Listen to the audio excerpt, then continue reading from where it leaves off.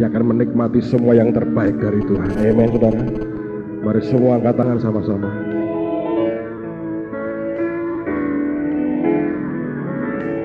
My God and King.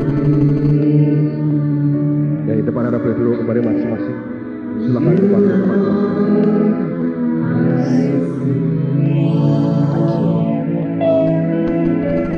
You're the face I see for all eternity. My God and King. Through the storm I see. Through the storm I see.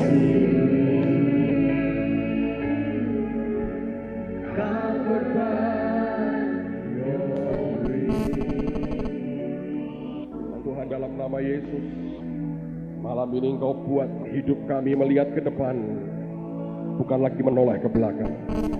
Beri kami impian-impian surgawi dalam hidup kami, sesuatu yang bisa membuat kami melompat ke depan dan bukan ditarik mundur ke belakang. Roh Kudus, Kau tolong kami dengan hikmat, wahyu, dan pengertian yang daripadamu, supaya setiap perkataan ini boleh mengubah dan memberkati hidup kami. Tidak satu pun akan Kau lewatkan hari ini. Kami berikan segala kemuliaan hanya bagi Yesus Tuhan kami, karena semua asalnya daripadamu. Demi nama Tuhan Yesus, dan semua kita berkata amin. Silakan terus, saudara. Kejadian pasal 37. Kejadian pasal 37. Kalau Anda lihat pada perikop sebelum ayat yang pertama tentang Yusuf dan saudara-saudaranya, lalu pada saat akan ke ayat 12 ada perikop dengan judul Yusuf dijual ke tanah Mesir. Saya harap Anda bisa mengerti akan konteksnya dan backgroundnya. Malam ini saya mau ajak kita melihat ayat yang ke-20.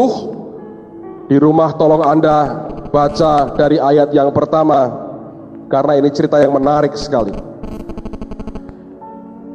Ayat 19 saya bacakan. Kata mereka seorang kepada yang lain, lihat, tukang mimpi kita itu datang. Sekarang marilah kita bunuh dia, dan kita lemparkan ke dalam salah satu sumur ini. Lalu kita katakan seekor binatang buas telah menerkamnya. Lalu perhatikan pernyataan saudara-saudara Yusuf. Dan kita akan lihat nanti bagaimana jadinya mimpinya itu. Saya ulang lagi, dia berkata, dan kita akan lihat nanti bagaimana jadinya mimpi itu. Kalau Anda belajar sejarah bangsa-bangsa, mungkin Anda tidak terlalu tertarik. Percayalah, 4 tahun saya di Undip, saya belajar sejarah. Tidak ada satu bangsa yang seunik yang namanya hari ini bangsa Israel. Semua bangsa itu hasil dari campuran dari banyak suku yang berbeda, dan memakan sebuah proses yang ribuan tahun lamanya. Hanya satu bangsa yang paling unik yang namanya Israel, yang murni lahir dari satu keluarga, dari Abraham, Ishak, dan Yakub. Dan kemurnian garis mereka dan darah mereka terpelihara sampai dengan hari ini. Anda boleh sebut bangsa manapun di dunia, tidak ada yang seperti bangsa ini. Yang jelas siapa nama orang pertama yang melahirkan akan bangsa ini. Dan bangsa ini bukan lahir karena sebuah kebetulan atau proses alamiah, tapi lahir karena dibidani oleh Tuhan sendiri. Yakub dan keluarganya, 12 anak lakinya, dari situlah cikal bakal yang namanya bangsa Israel. Yang membidani mereka adalah Tuhan sendiri. Menarik sekali bagaimana Tuhan, istilah saya, meminjam tanah Goshen di Mesir sebagai suatu kandungan bagi lahirnya bangsa pilihan Tuhan. Yakub dan anak-anaknya pindah ke tanah Mesir, dan disitulah mereka selama kurang lebih 400 tahun. Mereka beranak pinak begitu banyak. Dari kelompok keluarga yang tidak terlalu besar, akhirnya lebih dari 2 juta orang beranak pinak di tanah Mesir. Dan Tuhan mempergunakan Mesir sebagai kandungannya. Bagaimanapun, Tuhan sendiri yang membidani lahirnya umat pilihan ini. Dari rangkaian proses yang terjadi, dari sejak Yakub dan anak-anaknya menderita kelaparan, sampai kemudian mereka masuk dalam kandungan yang namanya Mesir, dan kelak dibidani Tuhan lewat Musa dan Harun, mereka keluar dan mulai bergerak ke tanah perjanjian. Ada satu nama yang tidak boleh dilupakan, karena nama inilah yang membawa keluarga Yakub masuk dalam rahim Mesir pada waktu itu. Dan kalau Anda mengerti, namanya adalah Yusuf. Di rumah saya dorong Anda baca dari ayat-ayat yang pertama, karena ini ceritanya menarik sekali. Ketika Yusuf disebutkan pertama-tama oleh Alkitab, ketika bicara tentang dia dan saudara-saudaranya, yang muncul pertama bukan jubah yang maha indah yang dia dapatkan dari orang tuanya, tapi yang muncul pertama adalah sebuah karakter yang Alkitab berkata dia suka melaporkan kejahatan saudara-saudaranya kepada ayahnya. Baru kemudian Alkitab berkata dia diberi jubah yang maha indah oleh ayahnya. Saya mau beritahu saudara, orang ini dikenal pertama bukan karena tampangnya, bukan karena pakaiannya, bukan karena glamornya, bukan karena dia pintar, tebar pesona kata orang hari ini, tapi karena karakternya. Dalam kehidupan kita ada 2 pilihan, yang mana akan di depan. Kenyamanan dengan pakaian yang maha indah, dengan perhatian dan care dari ayah kandung kita, orang tua kandung kita, dan kita berhenti sampai di situ, dan kita menjaga semua rasa aman dan damai dengan orang lain dan dunia. Atau kita akan berkata, aku berdiri dalam kebenaran Tuhan, sekalipun itu membuat sebuah resiko yang tidak kecil dalam kehidupannya. Kalau Anda baca, menarik sekali. Sebelum dia dapat mimpi, dia dibenci oleh saudara-saudaranya. Orang yang dikasihi orang lain lebih, maka Anda akan menuai kebencian dari orang lain. Tapi kemudian ketika dia mulai dapat mimpi, perkataannya bukan cuma dibenci. Alkitab berkata mereka sangat benci dan mereka makin benci. Orang yang dibela manusia, Anda bisa menuai kebencian dari orang lain. Tapi kalau engkau dibela Tuhan, engkau bisa sangat dibenci dan makin dibenci oleh orang lain. Itu fakta yang buat saya tidak masuk akal, tapi kenyataannya memang seperti itu, dan Alkitab mengajarkannya seperti itu. Nah, bukan itu yang saya mau coba angkat dan ajak kita renungkan hari ini. Memang dia disertai Tuhan, memang dicintai oleh Yakub, memang dia punya karakter yang oke banget. Tapi dari semua yang dia punya, ada satu yang sangat berbahaya, yaitu impiannya. His dream. Itu yang berbahaya. Itulah sebabnya mereka berkata, mari kita bunuh dia, dan kita akan lihat bagaimana jadinya dengan mimpinya itu. Ketika mereka membunuh Yusuf, sebetulnya sasaran utama mereka adalah membunuh impiannya. Banyak orang tidak pernah menduga bahwa impian itu punya kekuatan yang luar biasa untuk membuat kita melompat ke depan. Sementara kita di dunia hidup dengan banyak orang, ada banyak luka masa lampau yang mencoba menarik kita mundur ke belakang. Tapi orang yang punya impian dan impiannya dari Tuhan, dia akan lompat ke depan, dan itu yang dikenal betul oleh musuh kita. Yusuf ditakuti bukan karena jubahnya, bukan karena bapaknya bela dia. mereka membenci dan sangat membenci dan makin membenci karena impiannya. Dan tujuan mereka membunuh Yusuf rencananya adalah sebetulnya mau membunuh akan impiannya. Kalau hidupmu sudah kehilangan impian, kalau impian ke depanmu sudah dimatikan oleh apapun dan keadaan seperti apapun, engkau sebetulnya sudah tidak punya harapan untuk masa depan. Hidup kita cuma seperti mayat yang berjalan, seperti zombie yang jalan, karena engkau tidak punya impian apa-apa untuk hari depan. Saya baca dalam kitab Bilangan, kitab yang menceritakan pemberontakan orang-orang Israel. Tidak ada hukuman yang lebih mengerikan, tidak ada konsekuensi yang lebih gawat dibanding ketika mereka berontak. Ketika Musa kirim 12 orang pengintai, 10 memberitakan kabar busuk, dan hanya Joshua dan Kaleb yang memberitakan kabar yang sebaliknya. Kabar busuk itu telah membunuh impian orang-orang Israel. Mereka berpikir tadinya tanah itu adalah tanah perjanjian yang begitu limpah, dan memang benar itu kenyataannya. Tapi juga tanah itu penuh dengan raksasa.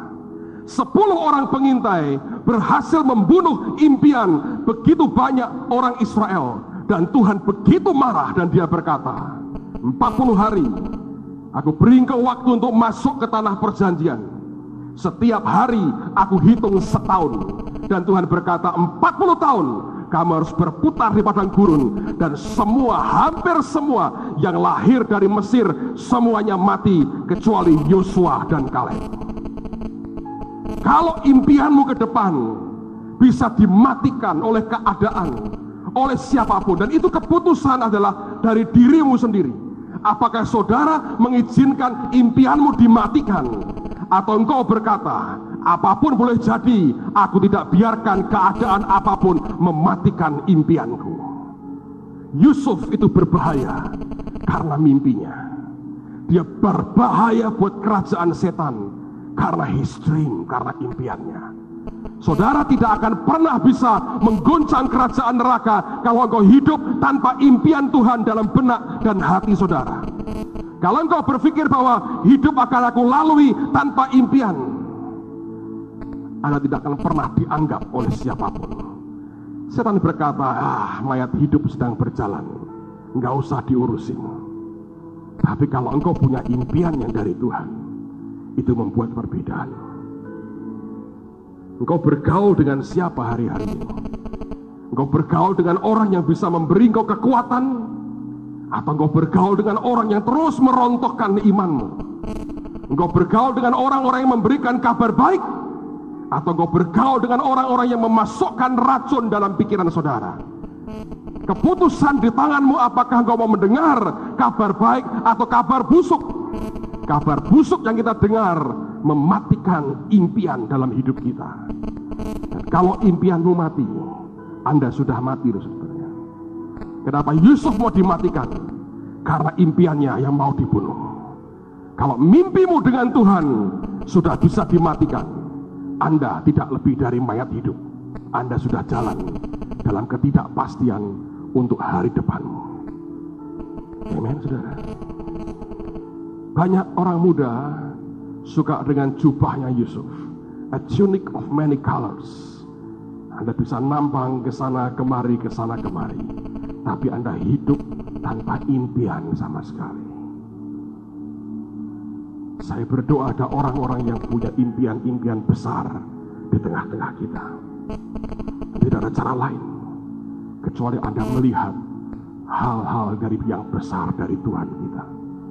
Anda bergaul dengan mereka yang bicara soal hal kecil, soal debu, soal bakteri, Anda akan dibuat kecil seperti mereka. Anda bergaul dengan hal-hal yang besar dari Tuhan, Anda akan punya imajinasi, kekuatan pikir, dan impian yang besar akan hari depanmu. Jangan biarkan satu orang pun di dunia ini mematikan impianmu. Saya mau cerita pengalaman hidup saya. Impian tidak pernah bisa dibiarkan tanpa terus dipupuk. Impian harus dipupuk dengan benar. Seperti seorang anak dilahirkan tidak bisa dibiarkan diberi makan dengan nutrisi yang benar, dia akan sehat banget. Diberi makanan yang busuk, dia akan sakit terus. Itu hal yang sama dengan impian. Yusuf tidak pernah membiarkan apapun dan siapapun menghancurkan impiannya. Dia masuk ke lubang penjara paling gelap sekalipun, dia bertahan karena impiannya. Ajaib ya, orang yang bermimpi, dia akan bisa mengartikan mimpi orang lain. Dia hanya tunggu satu kali saja, sesuatu yang besar akan terjadi dalam hidup. Di tengah-tengah kita ada Ibu Meliana Ring. Beliau istri dari almarhum Bapak Yeremia Ring. Dulu kami panggil dia Kak Yer, yang lebih akrab panggil dia Brewok, karena dulunya brewok sekali. Beliau bawa buku tentang kisah hidup dari Pak Yeremia Ring. Saya ikut memberikan beberapa komentar singkat. Kami cukup dekat ketika beliau masih aktif dalam pelayanan. Saya masih ingat beliau dipanggil pulang waktu saya masih di Amerika. Dan Pak Timotius ikut hadir pada waktu upacara pemakaman. Saya mau cerita tentang Pak Yeremia Ring sedikit, mumpung ada istrinya di sini. Saya lupa apakah saya ceritakan waktu di interview itu, tapi ini menarik. Ketika saya dipanggil jadi hamba Tuhan, zaman itu beda dengan sekarang.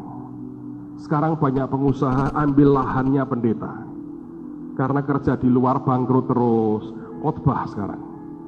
Oh ya, pertama-tama nggak mau terima persembahan. Lama-lama kalau kecepet dia terima juga. Wah, saya tidak keberatan dengan itu. Itulah urusan masing-masing. Dulu tidak.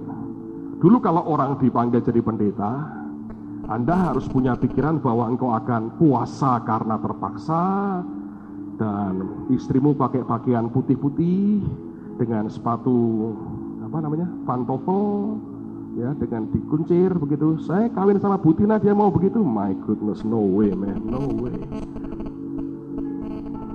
Dan zaman dulu orang pakai naik sepeda motor hampir nggak ada. Zaman ketika saya jadi hamba Tuhan, di tengah-tengah keadaan begitu, hati saya berkobar-kobar untuk Tuhan.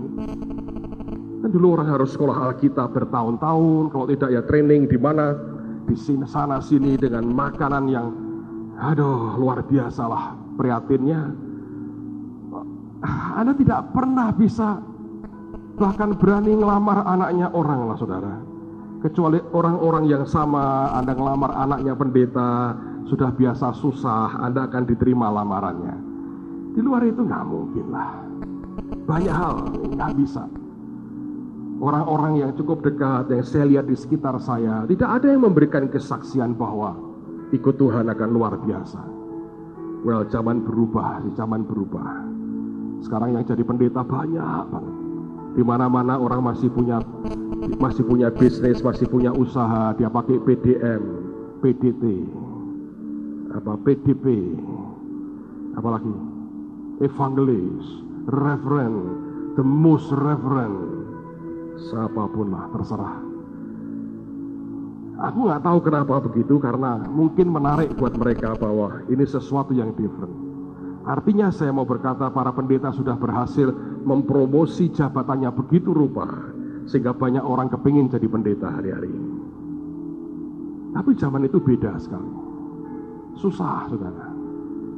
Saya tahu beberapa orang naik sepeda, kadang-kadang mereka bagian dari gereja besar, tiap hari ngantor di gereja, terus ketemu majelis yang tengi-tengi. Anda tahu majelis tengi? Ngomongnya gede, dibentak-bentak pendetanya. Kalau ngomong tajam, gara-gara dia punya uang aja. Dan orang-orang ini digaji sekedarnya, diatur orang. Khotbah begini disalahin, itu disalahin. Suruh khotbah sendiri belepotan. Saya lihat itu, saudara. Karena dari kecil rumah saya dipakai untuk sekolah minggu, dan saya tahu cukup banyak lah. Orang tua saya juga aktif banget di gereja. Saya dengar semua cerita itu, saya dengar. Saya bertobat tahun 79 bulan Maret. Bulan Agustus saya kenal dengan Kak Yer, tahun 79 itu bulan Agustus. Dan Itu ada namanya Malam Anugerah. Ada 2-3 ribu orang kaum muda bertobat terima Tuhan Yesus. Ajaib sekali. Ada hal yang berbeda loh dari hidupnya. Tapi ini yang membuat impian saya tidak pernah surut, bahkan makin berkobar-kobar. Mungkin beliau tidak pernah tahu apa yang terjadi. Satu hari di Semarang. Kalau ke Semarang jarang kami undang. Sekarang kan harus diundang. Meminta Bapak untuk bicara. Dulu enggak, dia datang sendiri. Kalau datang dia telepon, kita kumpul. Datang di rumahnya di sekarang GBI Gajah Mada, tempatnya Pak Sebaja. Kumpul di situ. Lalu dia sharing firman. Enggak ada persembahan, enggak ada. Kita orang sekolah semua. Ngumpul aja 2-3 hari, terus siap pergi kemana. Satu hari setelah kumpul-kumpul, beberapa saat, dia mau ke Jakarta. Zaman dulu juga jarang orang naik pesawat terbang. Jarang banget. Saya masih ingat dulu waktu kecil, dia sering diajak orang tua saya nonton pesawat take off dan landing, saudara. Sekarang saya sering ditonton orang, tapi dulu saya suka nonton. Makanya sukalah nonton yang besar-besar, kelak Anda akan ditonton, saudara. Naik begitu sampai sekarang kan masih ada tuh di Ahmad Yani.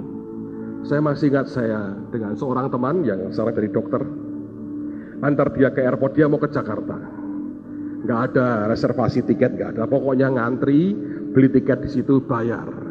Saya orang yang bawain tasnya dia. Saya bawain tasnya dia. Lalu kemudian kan antri ya sambil ngobrol, ngantri begitu. Kira-kira kurang 2 atau 3 orang di depannya dengan loket. Saya nggak tahu sengaja atau tidak. Mungkin aku rasa sengaja, tak pamer sedikit sih kadang-kadang orangnya.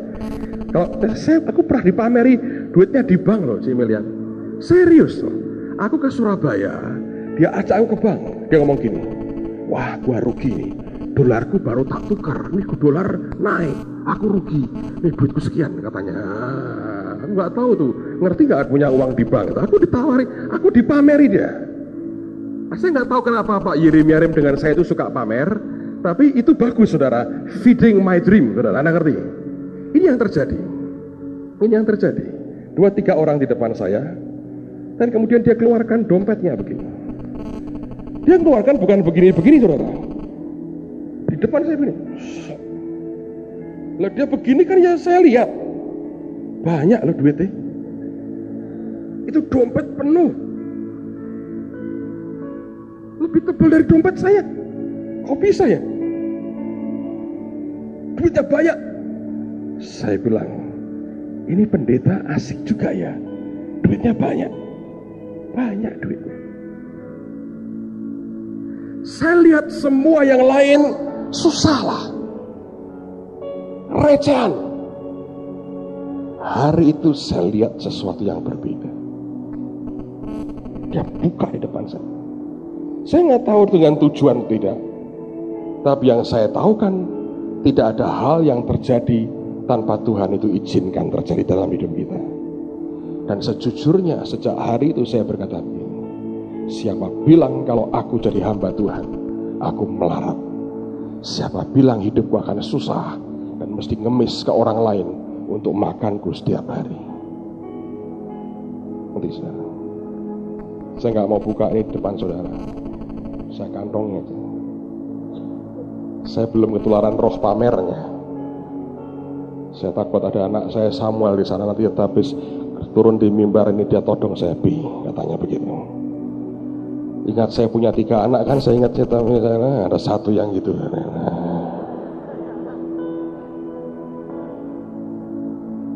Yang bahaya itu kalau Anda masih punya impian. Saudara masih punya impian? Kalau engkau lihat kenyataan hari ini, orang tua aku gak punya apa-apa, sekolahku seperti ini. Di Surabaya itu gudangnya orang aneh menurut saya. Itu ada namanya Pak Alex Abraham, punya gereja Betani Nginden. Orang besar tuh selalu punya keanehan-keanehan tersendiri. Jadi kalau Anda normal, Anda ditakdirkan jadi wong cilik, saudara. Kalau Anda rada aneh gitu ya, aneh gitu, mungkin Anda jadi orang besar atau memang aneh, saya nggak tahu. Ada yang memang aneh karena aneh, tapi memang ada memang aneh. Itu kayak Yusuf tuh kan aneh. Coba lihat di Alkitab. Saya tadi malam baru baca Alkitab nih saudara. Kita ngomong dari hati ke hati. Saya tidak ngajari Anda jelek. Dia baca di Matius pasal pertama. Itu silsilah tentang Tuhan Yesus. Hanya ada 5 wanita di situ yang disebut. Yang lain semua pria. Dan 5-limanya, 4 diantaranya gawat. Tahu yang pertama siapa? Rahab. Siapa itu? Pelacur. Ada Ruth. Tahu yang dia buat? Nyusup ke kamar, ke tendanya, kamarnya laki-laki malam hari. Tamar jadi pelacur, bersetubuh dengan mertuanya. Batseba, horor banget. Yang paling oke cuman satu, Maria, ibu Yesus. Yang 4 gawat semua. Karena saya pikir aneh memang. Pak Alex Abraham itu membahasakan dirinya bukan goblok. Tahu apa? Hoflok. SD itu bertahun-tahun tidak lulus. Oh kok goblok? Bukan hoflok. Tapi tidak ada satupun mungkin di antara Anda yang berani berkata hari ini memang goblok kok dia. Tidak ada. Tapi sekolah, kurikulum Republik Indonesia membuktikan dia khoflok. Ganti menteri PDANKA berapa kali tetap tidak lulus SD. Itu lulusnya itu lulus disiksa saudara. Ya. Hari ini kalau Anda lihat kartu namanya profesor, doktor, dia kadang-kadang malu. Dia berkata, "Oh khoflok kok profesor, doktor." Cuman itu orang punya impian.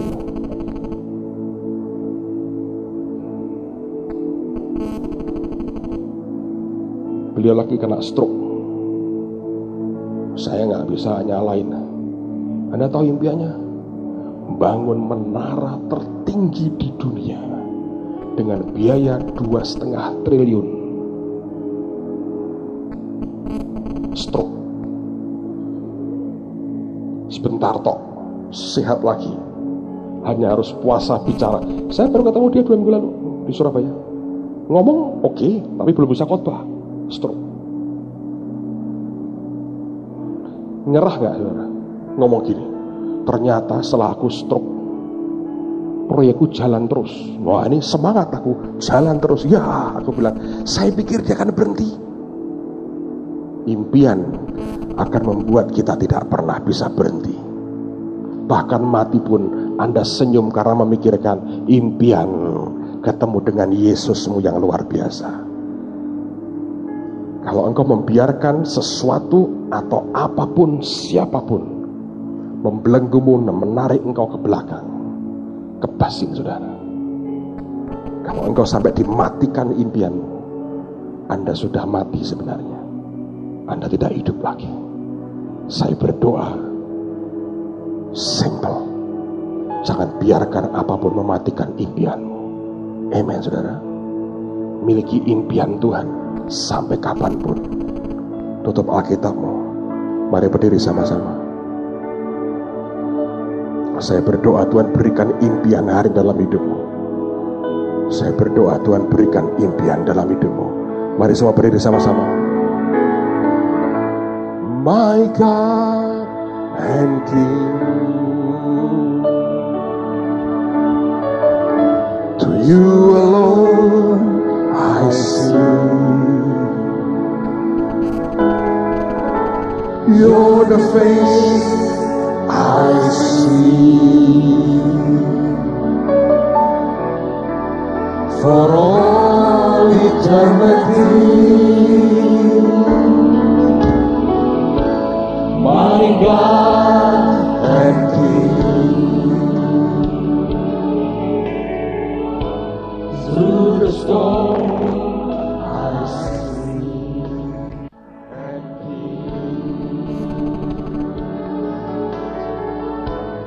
through the storm I see, covered by your wings,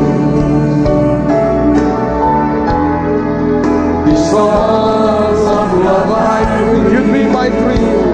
You bring my dreams come true. Just to be with you. How I see when you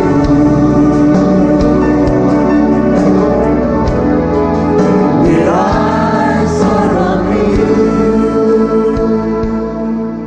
Jangan biarkan siapapun mematikan impian saudara. Anda bergaul dengan orang-orang yang punya impian besar, Anda akan ketularan punya impian besar. Anda bergaul dengan loser, orang-orang kalah, orang-orang negatif, orang-orang yang hanya mengkritik, orang-orang yang hanya jelekin orang, yang memberitakan kabar busuk, Anda akan dengan cepat terkontaminasi juga. Minggu-minggu ini merupakan minggu-minggu yang padat sekali buat saya. Minggu depan kita sudah ke Papua. Saya pulang hari Minggu. Senin atau Selasa saya akan terbang ke Beijing dan Mongolia. Saya bicara beberapa hari dengan Peter Yangren di Ulaanbaatar, ibu kota Mongolia, negaranya Genghis Khan. Saudara tahu siapa yang taruhkan itu impian untuk jadi berkat bagi bangsa-bangsa? Tiba-tiba saya ingat aja. Satu hari saya khotbah di Surabaya, dan Pak Yirim Yarim panggil saya ke rumahnya. Saya ke rumah dia, kami ngobrol, dan dia berkata begini, aku punya undangan ke Malaysia, itu tahun 89, awal 89. Dia bilang, aku ada undangan khotbah di kota Kinabalu. Hari-hari itu tahun-tahun dia paling populer bagi orang-orang sidang Injil Borneo di kota Kinabalu. Tiap tahun mereka minta Pak Yirim Yarim melayani. Dan dia berkata begini, tapi tahun ini aku gak bisa. Dia bilang, aku padat sekali. Mereka maksa telepon aku tiap hari. Dan kalau mereka buat konferensi, itu konferensi besar, saudara. Ribuan anak-anak muda dari seluruh Sabah kumpul. Dan dia berkata pada saya, aku minta kamu gantiin saya. Saya bilang, apa mereka mau? Dia ketawa, dia berkata, aku paksa mereka terima kamu. Dan ini yang tidak akan saya lupakan seumur hidup saya. Dia berkata, saya garansi dengan namaku sendiri. Dan dia berkata kepada orang-orang Malaysia itu, cerita dengan saya akhirnya. Setelah semuanya selesai, di depan saya mereka telepon Pak Yirim Yarim. Mereka bilang terima kasih. Mereka ngomong terus terang dengan saya, kami tidak kenal Bapak tadinya. Bagaimana Bapak khotbah di tempat kami? Ini orang ribuan seperti ini, banyak. Pak Yeremia berkata gini, kalau sampai orang ini mengecewakan pelayanannya, maki-maki saya. Dia berkata, aku jamin pakai namaku sendiri, kalau dia khotbah jelek, maki-maki saya. Untung hari itu saya khotbah lumayan, saudara, nggak kayak biasanya. Sejak itu saya berkata, saya masih ingat, saya terbang setelah 1 bulan setelah Kesia lahir, dan dari sana saya terbang ke Jerman untuk pelayanan. Tapi saya mampir di kota Kinabalu. Seminggu saya setiap hari khotbah 4-5 kali, dan Tuhan kerja luar biasa. Sejak hari itu mata saya terbuka. Tuhan panggil kita jadi berkat buat bangsa-bangsa. Saudara pikir bahwa impian itu sekedar Anda berangan-angan dan mimpi di siang bolong? Tidak. Tergantung kepada siapa Anda akan taruh dan lekatkan hidupmu. Anda mendengar semua yang negatif dari orang-orang loser, orang-orang yang kalah, Anda habis. Tapi kalau engkau berani berkata, Tuhan, aku mau hidup dengan impian, dan engkau menjadikan impianku nyata. Anda bergaul dengan orang-orang beriman, orang-orang yang punya impian, orang-orang yang punya iman. Satu hari benih itu akan jadi, saudara. Tanpa engkau duga, engkau berkata, luar biasa, my dream come true. Impianku jadi kenyataan. Amen. Angkat tangan sama-sama. You be my dream come true.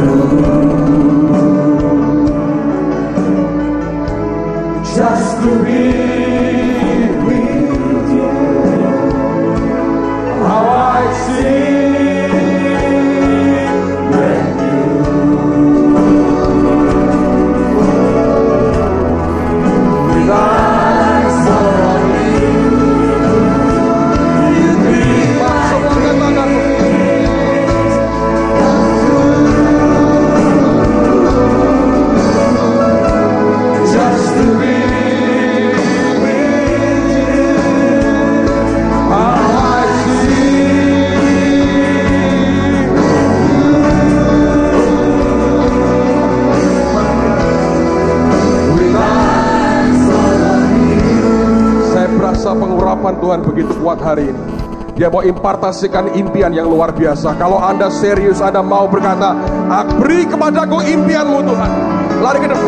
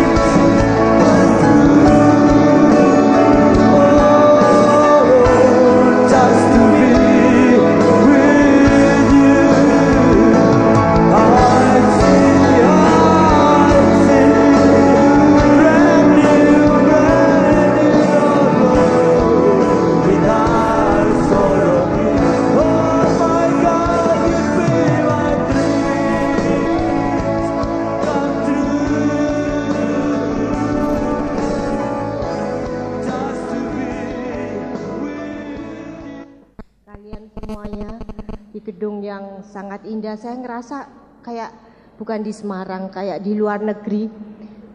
Suasananya dan dekorasinya, bentuk bangunannya. Waktu ke Kanada, Toronto Blessing, tempatnya persis seperti ini. Dan saya rasanya loh, ini di Semarang atau di mana saya ya?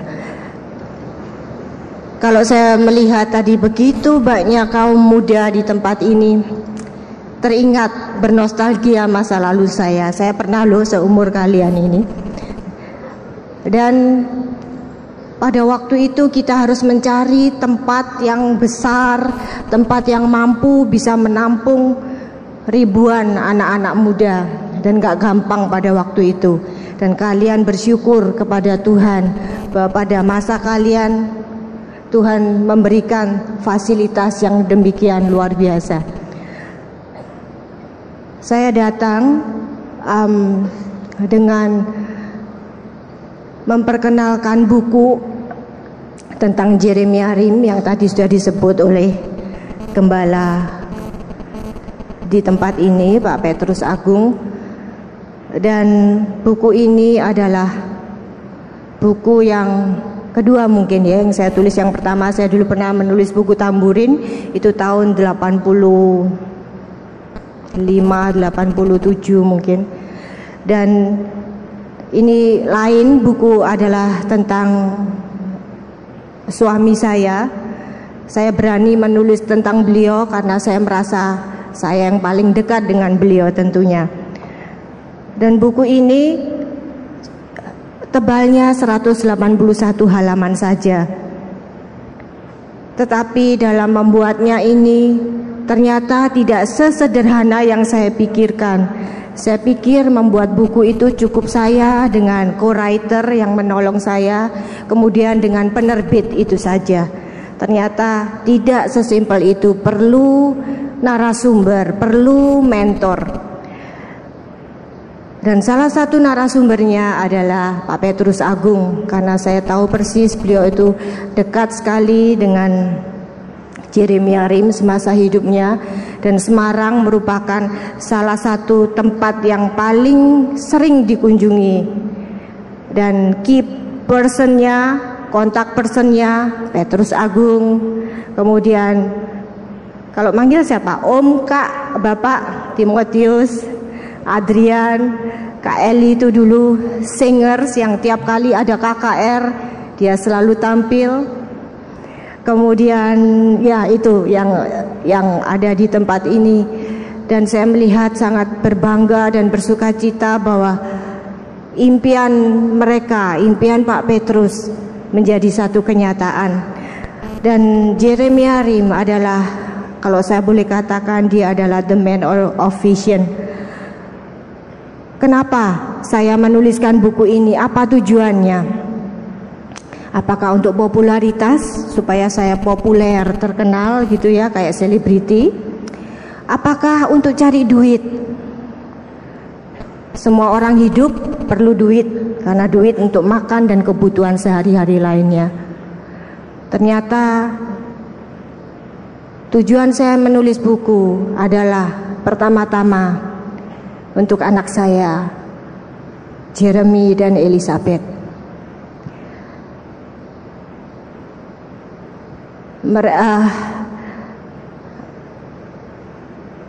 Kami menikah hampir 8 tahun baru dikaruniai seorang anak.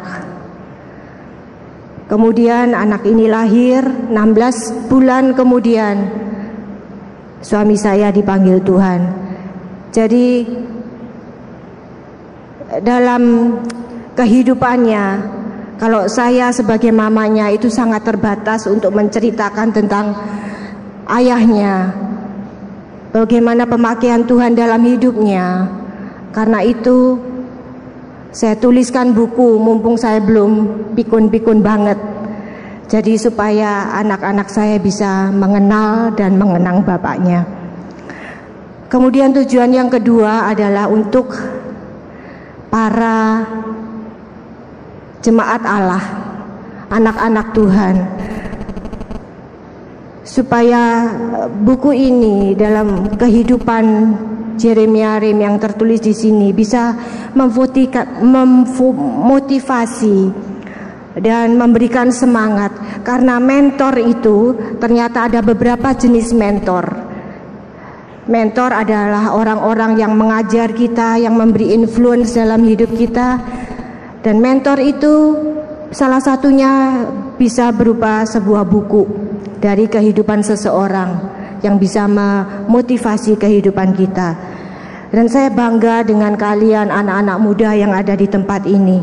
Karena biasanya kalau malam minggu, kalau di Surabaya, saya sebetulnya paling gak suka pergi kalau malam minggu ke mall atau ke tempat-tempat makan, itu pasti penuh dan susah parkirnya dan semuanya. Dan seringkali kalau saya harus ke mall, ada sesuatu yang harus saya lakukan, itu banyak anak-anak muda yang just hang out, apa tuh, keluyuran gitu ya, ndak ada tujuannya dan sia-sia. Makanya saya sangat bersyukur, tadi hati saya penuh dengan ucapan syukur kepada Tuhan melihat pemuda-pemudi di tempat ini yang dengan sungguh-sungguh, dengan antusias mencari wajah Allah, memuji dan menyembah Allah. Dan buku ini harapan saya bisa menjadi salah satu pendorong memotivasi anak-anak muda, karena kehidupan beliau bertobat kepada Tuhan itu pada usia 15 tahun, kemudian 17 tahun dia mulai belajar melayani Tuhan, kemudian umur 19 tahun dia menyerahkan dirinya kepada Tuhan seutuhnya, dan dia sudah mulai pergi ke beberapa negara di luar Indonesia untuk melayani Tuhan, dan Tuhan memakai dengan luar biasa. Latar belakangnya adalah seorang anak desa yang tidak mempunyai fasilitas apapun. Backgroundnya, orang tuanya bukanlah orang tua yang Kristen, dan dari keluarga yang bukan berkecukupan, dan tanpa fasilitas apapun yang membacking dia di dalam keluarganya, Tuhan bisa memakai hambanya ini. Jadi itulah tujuan saya untuk menuliskan buku ini. 181 halaman, tapi menyelesaikannya saya membutuhkan waktu yang tidak kurang dari 5 tahun. Karena pertama tadi ternyata tidak sesimpel itu penulisan buku, dan yang kedua adalah emotional problem yang saya hadapi saat itu. Sebab kepergian beliau begitu mendadak, dan saya sebagai istri yang sangat tergantung kepadanya, itu merupakan suatu pukulan yang sangat berat bagi saya. Seakan-akan waktu itu saya sudah tidak punya impian lagi dalam hidup saya, masa depan saya sudah gelap, saya merasa tidak ada masa depan lagi. Dan buku ini sebagai salah satu juga proses penyembuhan batin saya, proses penyembuhan kedukaan saya. Dan Tuhan luar biasa memimpin sampai akhirnya buku ini jadi juga. Dan karena itu, kalau saudara-saudara mempunyai buku ini, memiliki buku ini, jangan lewatkan selembar pun daripada buku ini. Sampai daftar isinya pun jangan dilewatkan untuk membaca. Apalagi di halaman 175, di situ ada penuturan narasumbernya dari Pak Petrus Agung. Banyak sudah yang membaca buku ini memberikan masukan kepada saya. Salah satunya ada beberapa yang mengatakan bahwa saya sungguh diberkati, api dan urapan Tuhan begitu terasa. Jeremia Rim itu all out banget untuk Tuhan Yesus. Mengenai visi sangat jelas sekali, semangatnya, api urapannya, karena ketaatannya dan harga yang harus dibayar demikian besar. Bangga ya mempunyai hamba Tuhan seperti dia. Kemudian ada yang mengatakan bahwa buku ini menginspirasikanku untuk lebih militan, disiplin, dan memberitakan Injil. Ada yang bilang saya cuma dengar tentang Jeremia Rim, tapi setelah baca bukunya ternyata dia bukan anak panah, tetapi peluru kendali katanya. Kemudian ada yang bilang saya sudah baca bukunya berurut bab per bab, sebelumnya selintas-selintas, bagus, membangkitkan semangat kembali. Saya belakangan ini kendor doanya, sekarang apinya menyala dan visi itu kembali hadir. Impian itu perlu ada pada kita. Ada banyak contoh yang kita bisa panutin. Dan hari ini Tuhan ngatur demikian indahnya. Tuhan membuktikan pemeliharaannya dalam hidup kami selama ini. Hari ini adalah hari ulang tahun anak saya, Jeremy Lemuel Rim Junior. Dan saya rasa bagi dia adalah momen yang tidak akan terlupakan seumur hidupnya, karena dirayakan di jemaat yang luar biasa, di gedung yang indah ini. Dan pasti dedinya bangga dan bahagia melihat dia di sini di tengah-tengah om dan tantenya yang sangat luar biasa, diberkati Tuhan dan dipakai Tuhan. JR mau ke depan, mau say something?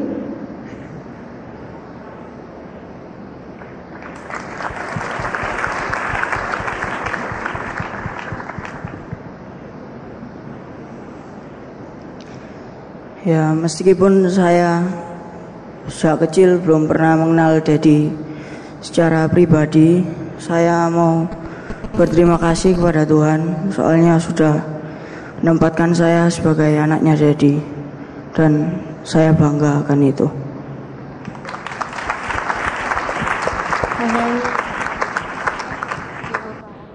Salah satu visi beliau adalah tetap hidupnya itu bisa berguna sampai sekalipun dia sudah pulang ke surga. Dia mengatakan kalau nanti bisa didengarkan dari CD audionya bahwa meskipun saya sudah tidak ada di muka bumi ini lagi, tetapi saya bisa memberkati melalui kaset, melalui buku-bukunya yang akan dituliskan tentang beliau, itu bisa memberkati. Dan karena itu semua penjualan buku akan saya serahkan, persembahkan kepada gereja di tempat ini. Tuhan memberkati. Terima kasih.